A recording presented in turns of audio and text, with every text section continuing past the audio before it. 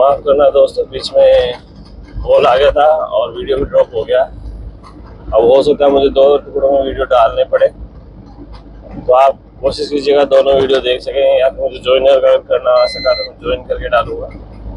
यही समस्या है जो गाड़ी में चलते वीडियो बनाते हैं। मेरे पास सिंगल फोन है, उसी में वीडियो बनाना है, उसी में सब कुछ करना है। और अभी आप जो स्क्रीन में जो दिख रहा है ये मेरा स्टीयरिंग है, इसके एटलीस्ट मेरा फेस साफ आ रहा है, मुझे ये खुशी है। हम जा रहे हैं अभी, और तो हमारी बात ही चल रही है जो मटेरियल हम लोग सब छटवाते हैं, अब उसकी लेबर अलग से लगती है, उसकी पैकिंग का अलग चार्ज लगता है, आने जाने का खर्चा जो होता है वो अलग लगता है। तो इन सबको मिला करके हमें एक ठीक ठाक अमाउंट पे प्रॉफिट मिल जाता है जो हम सप्लाई करते हैं। और अगर सप्लायर जिसको आप डिलीवर करने जा रहे हो वो अगर नियर अबाउट हो तो बहुत अच्छी बात है, थोड़ा पैसा ज़्यादा बन जाता है। मेरा आप सबको ये बताने का मतलब सिर्फ इतना सा है कि अगर किसी के पास में बिजनेस अगर दिमाग में नहीं आ रहा और वो काम करने में शर्माता नहीं है कि मेरे को किस तरह का काम करना, तो ये काम बहुत बढ़िया है। हालांकि देखो कंपटीशन आज की तारीख में सब कामों में आपको मिलेगा, चाहे वो आप कोई नया काम ले लो चाहे पुराना काम ले लो।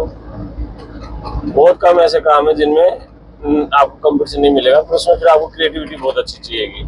और मेरे इस काम में अगर आपके पास क्रिएटिविटी है तो आपको और भी बहुत अच्छे बेनिफिट मिल सकते हैं, यानी कि आपका मार्जिन 100% से भी ज़्यादा हो सकता है।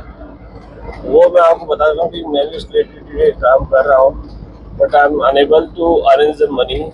हाँ, मनी भी ज़्यादा नहीं चाहिए, बट फिर भी जो समस्याएं हैं वो है। अभी हमारे साथ जो समस्या है वो ये है कि लाइक हम अभी बिजनेस भी संभाल रहे हैं, मेरे ब्रदर का कंस्ट्रक्शन का काम भी चल रहा है घर का, तो वो भी संभालना पड़ता है। साथ में हमारे पास लेबर की शॉर्टेज है, अगर लेबर थोड़ी होती तो शायद मैं उस काम पे थोड़ा इनिशिएटिव कर पाता, फिर भी मैं कर रहा हूँ धीरे धीरे। मेरे को जो प्लानिंग करनी है वो मैं कर रहा हूँ। मेरे इस वीडियो में आपको सिर्फ ये जानकारी मिलेगी अभी कि भाई मैं आगे किस तरह का काम कर रहा हूँ। मैं स्क्रैप से जुड़ा हुआ काम करने वाला हूँ, जिसमें मेरी लागत कम होगी और जो रिटर्न होगा वो बहुत अच्छा होगा। और आई थिंक इस चीज़ को वो लोग समझ पा रहे हैं जो ऑलरेडी बिजनेस कर रहे हैं कि मैं किस बिजनेस की बात कर रहा हूँ। हमारे बिजनेस में एक रिस्क बहुत बड़ा है कि जैसे मैं तो स्क्रैप का काम करता हूँ, ओनली ग्लास स्क्रैप का, पर कुछ लोग होते हैं जो सभी सारा स्क्रैप लेते हैं, लाइक मेटल का स्क्रैप हो गया आपका, प्लास्टिक का स्क्रैप हो गया, आपके कागज़ का स्क्रैप हो गया, ये सारा लेते हैं। जो ये सब लेते हैं ना, अगर देखो कागज़ के स्क्रैप में कोई दिक्कत नहीं है, प्लास्टिक के स्क्रैप में कोई दिक्कत नहीं है, ग्लास के स्क्रैप में कोई दिक्कत नहीं है, दिक्कत आती है मेटल के स्क्रैप में।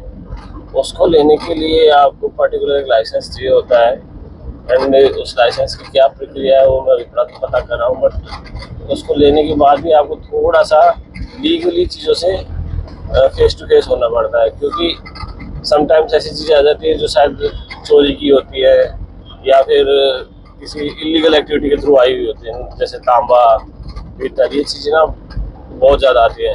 सरकारी पोल्स वगैरह की वायर्स वगैरह आ जाती हैं, तो इन चीज़ों से क्या हम दूर ही रहते हैं। क्योंकि तो आप कमाने के पीछे इतना पागल नहीं हो सकते कि आप ये ना सोचो कि आपकी नैतिकता के सब पर सवाल उठ जाए, क्योंकि आप तो अपने तरीके से सही हो, पर सामने वाले ने अगर आपको गलत माल दे दिया तो फिर क्या मतलब उस चीज़ का, फिर आप कब तक कितना अपने आपको जस्टिफाई करते फिरोगे। और देखिए, ताले ना चोरों के लिए नहीं होते, साहूकारों के लिए होते हैं। चोरों के लिए ताले तोड़ दिए जाते हैं। तो आप कितनी ही कोशिश कर लीजिए, उस चीज़ में थोड़ा सा आपको ये तो तैयार करके चलना पड़ेगा अपने आप को कि भाई हाँ, मेरे साथ ये समस्या हो सकती है और मुझे थानों के चक्कर या पुलिस के चक्कर काटने पड़ सकते हैं।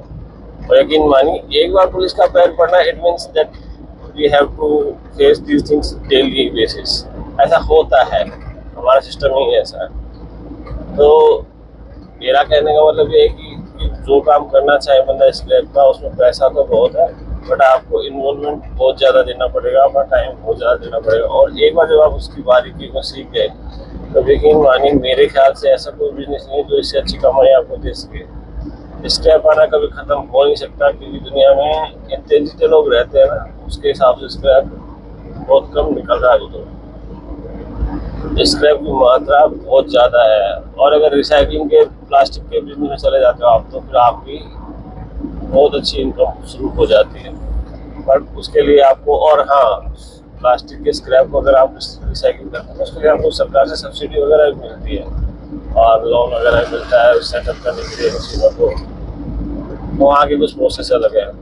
और इसमें अगर आप एम्प्लॉयमेंट अच्छा जनरेट करते हो इस टाइप के बिजनेस में तो आपको सरकार से MSME के थ्रू कुछ लोन्स मिलते हैं जिनमें आपको सब्सिडी के तहत कम पेमेंट करना पड़ता है। इन चीज़ों के लिए थोड़ा सा हमें मतलब इन प्लान्स की जानकारी होनी चाहिए, किस तरह की हमारी लाइव एलिजिबिलिटी होनी चाहिए इसमें कि हमें लोन मिल सके। थोड़ा सा गवर्नमेंट बैंक से ही लेने की कोशिश करें, किसी प्राइवेट से लेने की कोशिश ना करें, क्योंकि ये लोग क्या करते हैं आपको बताते कुछ और है, होता कुछ और है। इससे बढ़िया सरकारी में आप जाओ, अप्लाई करो, अपनी एलिजिबिलिटी है तो लो, नहीं तो अपने नॉर्मल जैसे काम चल रहा है वैसे चलाओ। और हाँ, कोशिश कीजिए एलिजिबिलिटी के दौरान आप ये कोई फेक डॉक्यूमेंट ना दें, क्योंकि फेक डॉक्यूमेंट की वजह से आप वैसे ही इलीगल हो जाते हो, फिर चीज़ें आगे तो कल पकड़ी ही जाती है। तो कोशिश कीजिए कि जेन्युइनिटी के साथ काम करो। और रही बात बिजनेस की, तो आपने इसमें घुसने के बाद ना आपको मल्टीपल वेज नजर आएंगे कि भाई स्क्रैप में छोटी छोटी चीज़ का पैसा है। मेरे यहाँ पे मैं अगर ग्लास लेता हूँ, ग्लास से नहीं, मेरे पास ग्लास के को छोड़ करके और भी इनकम्स है, लाइक कट्टों की इनकम हो गई जो स्क्रैप रैक्स के नाम से जाता है, स्टील की हो गई, तांबे एल्युमिनियम की हो गई, और भी बहुत सी चीज़ें हैं। तो आपको पैसा तो बहुत मिलता है, बट आप उस पैसे को अगर ढंग से मैनेज नहीं कर पाओ, हिसाब नहीं रख पाओ, तो फिर वो वर्थ इट नहीं रहता। आप कितनी कोशिश कर लीजिए, आप अगर हिसाब नहीं रखेंगे तो आप अपना प्रॉफिट कभी कैलकुलेट कर भी नहीं पाएंगे, और शायद कैलकुलेट नहीं होगा तो इसको यूज भी नहीं कर पाएंगे। फिर बाद में आप इसी चीज़ में रहेंगे कि यार मेरी बैलेंस शीट हमेशा नेगेटिव क्यों बन रही है। तो बी प्रिपेयर कि मुझे इन चीज़ों का तो ध्यान रखना है कि प्रॉपर कैलकुलेशन रखनी है, सारा हिसाब रखना है, और किस चीज़ की आवक हो रही है, किस चीज़ की गोइंग हो रही है, वो सब चीज़ें आप याद रखेंगे, उसको मेंटेन करेंगे जनरल में, और सारी खाते भैया आप तैयार करके रखेंगे। और कोशिश कीजिए कि अगर आपसे काम नहीं हो रहा है तो किसी एक बंदे को आप इस चीज़ के लिए हायर करने का ख्याल, शुरुआत में बड़े से छोटे काम के लिए छोटे कम पैसे देकर रख लें, और बाद में इसको एक अच्छे बेस पे स्टार्ट कर सकते हैं, तो आपको एक अच्छा आउटपुट इसमें मिल जाएगा। और कोशिश कीजिए कि अगर आप शुरुआत में काम करें तो कम से कम ना करके साल भर 2 साल भर तो टिकें, कि साल 2 साल बाद आपको इतना अच्छा प्रॉफिट मिलने लग जाता है। क्योंकि शुरुआत में तो आप जब शुरुआत में काम करते हैं तो लोग आपको जानते नहीं, तो हो सकता है कि आपको माल देने में भी और रॉ मटेरियल देने में भी नाटक करें, रेट सही ना मिले, आपको सप्लायर से रेट सही ना मिले, आपको सप्लायर से रेट सही नहीं मिलेगी तो आप आगे रेट दे भी नहीं पाओगे कस्टमर को आपके को। तो ये जो चीज़ें होती है ना, ये आपको शुरुआत में थोड़ी दिक्कत जरूर देंगी, बट यकीन मानिए आप लॉस में, आप जो कभी कभी ऐसा होता है कि लॉस में जाऊँगा, वो लॉस में नहीं जाएंगे आप। क्योंकि मेरा मानना ये है कि अगर आपने टिके रहोगे तो आपको रेट्स भी सही मिलने लग जाएंगी, आपको माल भी अच्छा इकट्ठा होगा, और आप कस्टमर्स को भी अच्छी रेट दे पाओगे। आपकी बिजनेस पे डिपेंड करता है कि भाई आपकी सोच पे डिपेंड करता है कि मेरा, अगर मैं इतना टाइम, कोई भी बिजनेस आप शुरुआत करते हो तो 5 से 6 साल तो स्टेब्लिश होने में लग जाता है, पर मैं फिर भी स्क्रैप बिजनेस में बोल रहा हूँ, अगर आपने सही टाइम दिया, सही जगह पे लिया है तो आपको मुश्किल से 2 साल इसमें इंतजार करना है, आपको प्रॉफिटेबिलिटी आने लग जाएगी।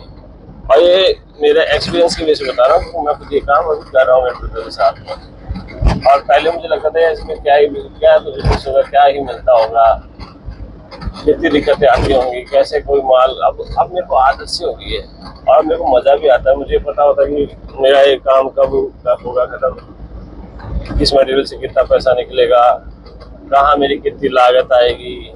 हालांकि मैं अभी भी परफेक्ट नहीं हूँ इन चीज़ों में, बिकॉज थोड़ा सा भैया का सपोर्ट है तो मैं उन पर डिपेंडेंट रहता हूँ, और डिपेंडेंसी शायद मुझे सीखने कम दे रही है, बट स्टिल मैं इस चीज़ पे काम कर रहा हूँ। और मेरा दूसरा मोटो ये भी है कि मैं इसके साथ में दूसरा काम स्टार्ट करूँ जो स्क्रैप से जुड़ा हुआ है, वो आपको जल्दी जब स्टार्ट कर दूँगा तो आपको उस चीज़ के बारे में बताऊँगा, क्योंकि वो चीज़ आपको इतनी इनकम देगी कि आपका स्क्रैप का बिजनेस आपको स्क्रैप का नहीं लगेगा।